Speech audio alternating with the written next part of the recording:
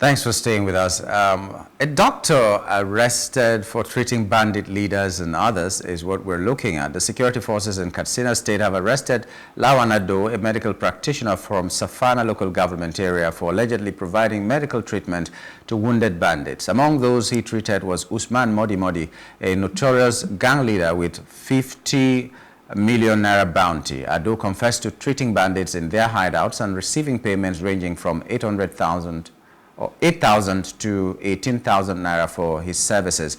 In a video obtained by security analyst Zagazola Makama, Ado detailed his encounters with the criminals, including treating Modi Modi after a clash with vigilantes and other bandits injured during robbery operations.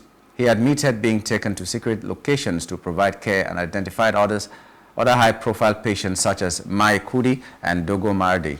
The arrest highlights growing concerns over professionals enabling criminals' activities in the region. While some have called for Ado's prosecution, others suggest he could serve as an intelligence source to dismantle bandit networks. Authorities are continuing their investigation into the extent of his involvement. Our guest this morning is Emmanuel Ikule, Executive Director, Elixir Trust Foundation. Good morning and welcome to the program, Emmanuel. Thank you for having me. Okay, you've heard what that report is saying. I'd like your take.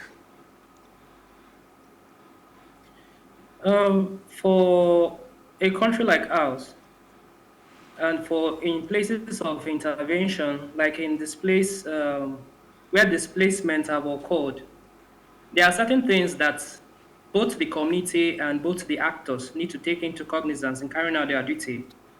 The first one is what I'm doing or the intervention I'm carrying out in such a place, is it aiding or abating crime? These are things that we should pay attention to. And for law enforcement officers also working in such an area, it's also good for them to have a profile of people that are either living there or those persons that have been affected or they are displaced in such an area. If such information is known to both the military and those carrying out intervention in particular area, it's easy to single out or pick out the bad eggs or those that are supporting crime, either supporting the terrorists in carrying out such attacks on the people in such an area. And then it also helps for people that are working for the good of the country, for them to work together in addressing concerns like this. Go ahead, please. It's to check whether actually the doctor was doing that particular activity out of his own free will, or he was working under duress. Yeah, because that's what I was concerned about. How much protection do the doctors have? Because these people are targeted. Most times they kidnap them and make them do the treatment. Sometimes they threaten you that if you don't do this, X, Y, Z will happen to you and all that. So how would you rate the level of protection that doctors have generally in the country? Because even in the south here, we've seen where families march to the hospital, get doctors well beaten and even almost to death because their family member was lost and all that, maybe died at a particular hospital. We've seen many cases like that. So how much protection do the doctors have in Nigeria? How would you rate it? The first thing I would say that an unexamined life is not worth living.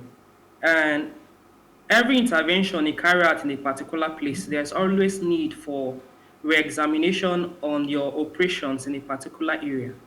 So for citizens, we all know, because there have been reports, be it in the media and sometimes from even the persons, and sometimes from also security personnel coming from such areas. Those interventions have not been monitored. Most times we allow everything to their hands to decide how it is, and it has not helped in addressing anything. The first question you would like to ask is, where was the military when such a person was picked to go and give such assistance? Their primary duty was to protect people, protect those communities, and limit those criminals from coming to pick anybody. And if they were also around, it would have been easy to quickly apprehend those criminals when they came to pick the doctor. But when they were not there. They picked these persons. The doctor, he went there and carried out this service. It's not just him. I believe other persons too of interest like that with such professional services. They'll pick such persons to those places. When they are giving their services and then come back, you are coming to arrest them. If it's out of free will that such a person is assisting criminals, then the person is also a criminal. So Nigeria has Terrorism Act of 2022. So if you are committing, you are part of terrorist group, there's a punishment of life imprisonment. Either you are helping, you are part of, or you are assisting them, is life imprisonment. So in such a situation, if the person is working out of his own free will without any duress, yes, then such a person is where the person was kidnapped to go and offer professional service. You cannot punish such a person. And most times what we in Nigeria have accepted over a long period of time, and which is very wrong, the military is not a court. It's not a court of law. If they apprehend anybody like that, it's to get information from such persons and report them or push them to the appropriate offices or should I say the court, and let the court decide whether such a person is guilty or not.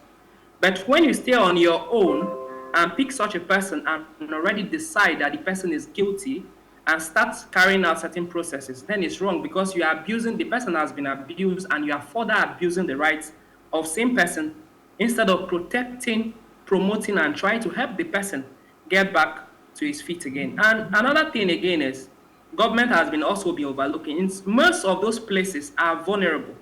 Persons living in such areas also don't have the means to live. They live from hand to mouth. The food is no longer available because activities are not moving in displaced environment as normal, like in normal areas where there is no displacement. So for interventions like that, you're also to have to pay into cognizance that what is the role of the government in ensuring that those persons are feeding right, are having access to funds to cater for themselves. Let's also not forget that in the same areas, we're having Lakurawa collecting rent. Yeah, I was going to that. Yes, they're collecting rent, and that means that if you are arresting people who are aiding them, because when they collect rent, it means that they are going to buy food to eat, they are going to buy ammunitions and all that, which means if you are just generalizing that anybody who is giving them any kind of help is aiding and abetting them, you might have to arrest a whole community and all that. So I'm just concerned about what is happening and the role of government. But what is the security implications of this? I don't know whether I would call it being flippant or something that the security agencies are doing. Once you get one person, you tell everybody in the country that you have had this person, and then intelligence gathering becomes a problem. This person, they say, knows the hideout of these people that he goes to treat. Yet they have brought it to the media and told us they have caught him, which means these people will change places so that the place that this person knows, he will not know where they are right now. And I don't know what this means for our security. Will we ever solve this problem of security with this kind of need for people to validate you and say that you're doing so well? Because I think that's the only reason why the security people will always tell us we've caught this, even without using that person for intelligence enough, as suggested by this report.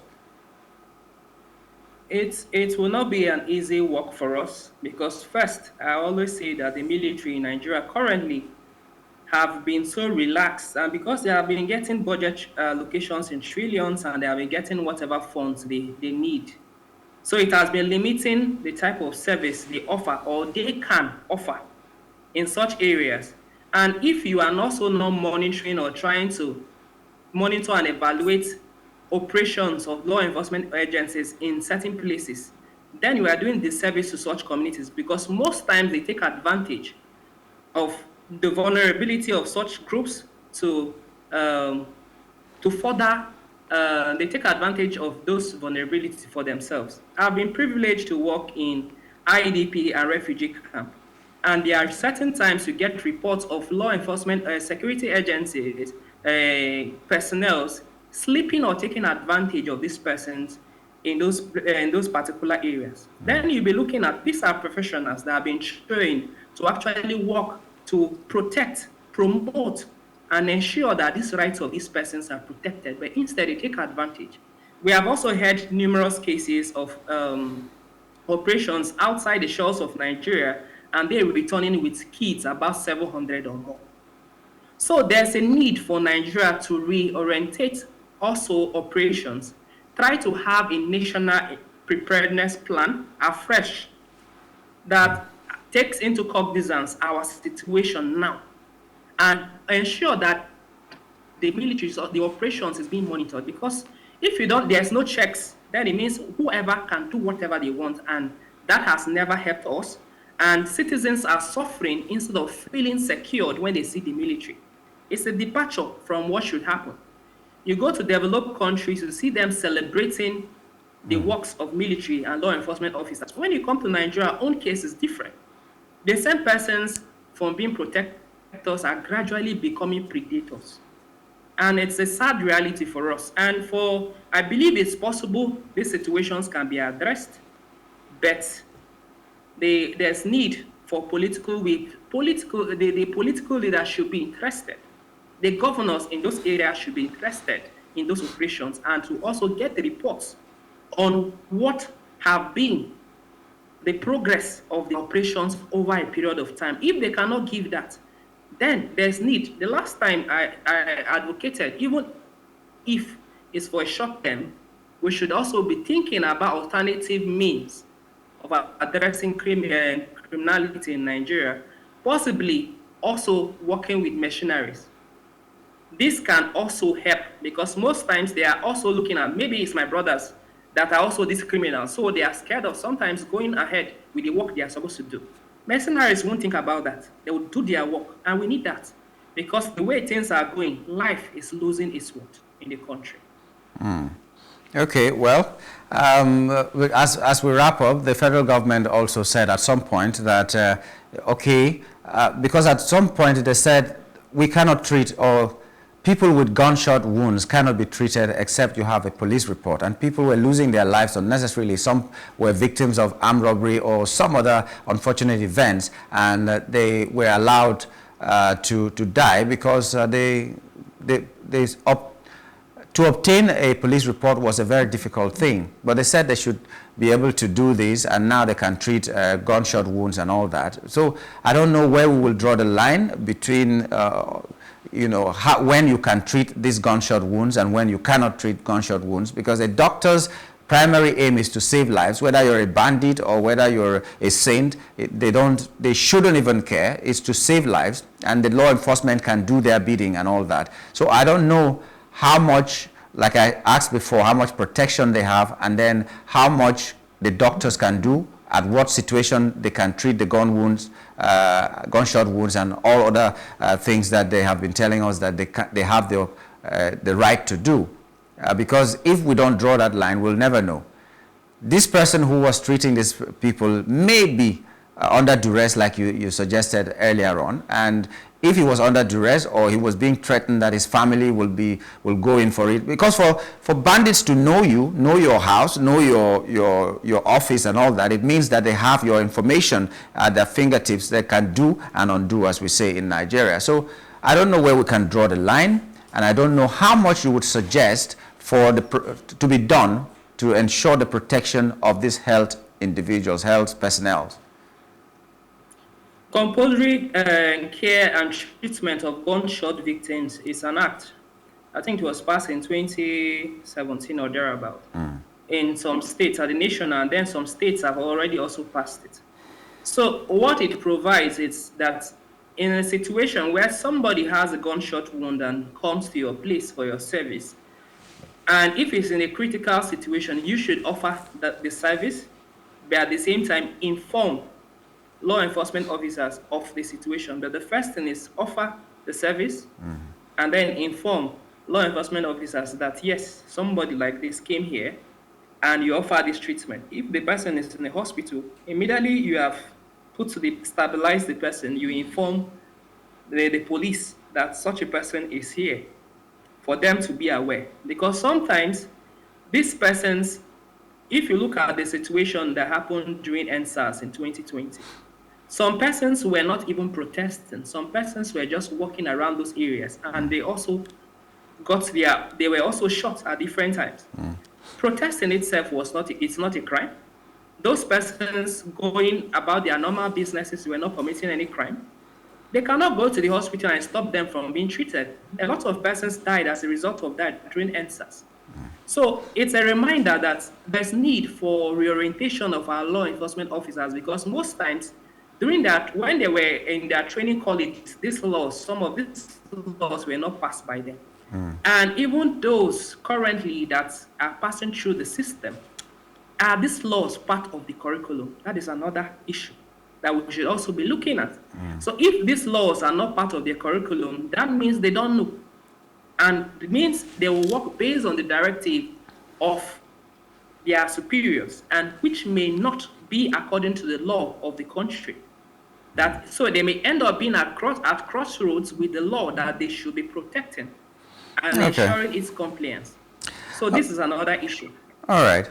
Well, let's see how the coming days will be, what the outcome will be, and we hope that these health personnel will be protected enough so that they don't have any excuse that this is why I did this and all that. Because when I saw 8,000 and 18,000, it didn't strike me as someone who is making money off the bandits, but that's the reality on ground. We hope that there will be protection for health personnel and everybody else in Nigeria, by the way, and security will be a thing of the past, or insecurity will be a thing of the past.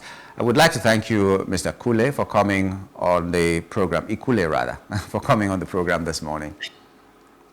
Thank you so much for having me in, and well done for the good work you're doing. Thank you so much.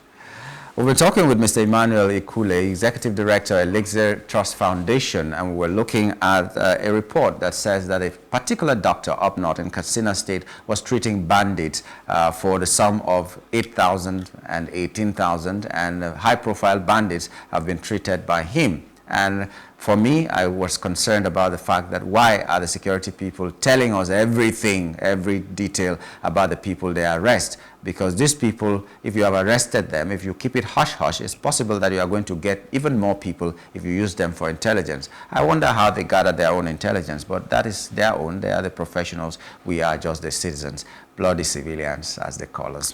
Whatever it is, we'd like to thank you for being a wonderful, wonderful friend, and having the breakfast with us this morning really means so much to us. We're hoping that you're going to join us tomorrow again for another edition of The Breakfast on Plus TV Africa. On behalf of the entire team, my name is Nyamgul Agaji, thanking you for being a wonderful part of this show.